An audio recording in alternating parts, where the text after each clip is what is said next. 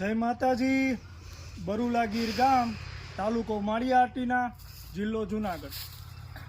આજે હું તમને આ નેપિયર ઘાસ વિશેની સમજ આપી કે આ મૂળ થાઈલેન્ડની પ્રજાતિ, ત્યાંથી ઉદ્ભવ થયેલો, આપણે ભારત દેશમાં 1912 થી 15ના ગાળામાં આ ઘાસ આવેલ અને આને એલિફન્ટ ઘાસ તરીકે પણ ઓળખાય। આનો ગ્રોથ કે વિકાસ ખૂબ સારો હોય, વાઢ ઉપર વાઢ આવે।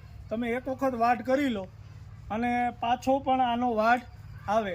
અને પશુઓ માટે ચારા માટે બેસ્ટ વસ્તુ છે, જે સૂકો ચારો આપીએ એનાથી અમુક ન્યુટ્રિયન્ટ સપ્લિમેન્ટ એને ઓછા ઘટે, સાથે સાથે દૂધ ઉત્પાદન વધારવા માટે સૂકા ચારાની જેમ લીલો ચારો પણ ખૂબ જ જરૂરી છે। કે જેમ કે વજન પ્રમાણે પ્રાણીના સૂકો ચારો આપીએ, એની સામે લીલો ચારો આપીએ તો આપણે ખેડૂત મિત્રો દૂધ જે પશુઓનું છે એ આપણે વધારી શકીએ। અને આ ઘાસમાં કોઈ પણ જાતનો રોગ આવતો નથી અને આનો ગ્રોથ ખૂબ જ સારો થાય। 3 ઋતુમાં થાય, શિયાળો, ઉનાળો, ચોમાસું। અને આની જે ગાંઠ હોય છે એનું આ ગાંઠ છે એની રોપણી કરવામાં આવે અને પછી એકમાંથી ઘણા ડાળખી ફૂટી નીકળે અને આ ઘાસ છે એ પશુઓ માટે બેસ્ટ છે। અને આનો ગ્રોથ પણ એટલો જ સારો થાય અને ખૂબ જ સારી વસ્તુ છે કે આમાંથી સાયલેજ પણ બને। એમ સાયલેજ જે બને લીલું એ સાયલેજ પણ બને છે। અને આપણા ભારત દેશમાં 13 રાજ્યોમાં આના ઉપર સબસિડી પણ આપે છે।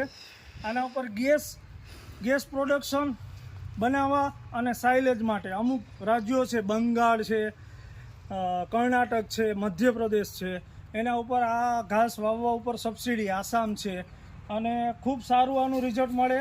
પ્રાણીઓમાં દૂધ વધારવા માટે બેસ્ટ વસ્તુ છે।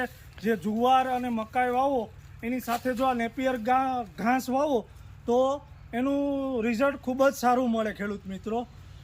અને એમાં વાઢ પણ સારો આવે। આની ગાંઠ વાવી દો એટલે ફૂલ આમાં વાઢ પણ આવે। તમે આ જોઈ શકો આનો ગ્રોથ, ક્યાં મારી હાઇટથી પણ ઊંચો છે આ ઘાસનો ગ્રોથ, તમે જોઈ શકો। એટલી જવાર અને મકાઈ હાલના સમયમાં નથી થતી, પ્લસ આમાં કંઈ રોગ આવતો નથી અને સપ્લિમેન્ટ સારા એ ન્યુટ્રિયન્ટ પશુઓને પૂરા કરે છે। અને આને નેપિયર ઘાસ કહેવાય, એલિફન્ટ ઘાસ કહેવાય, મૂળ થાઈલેન્ડનું છે આ ઘાસ। જય માતાજી।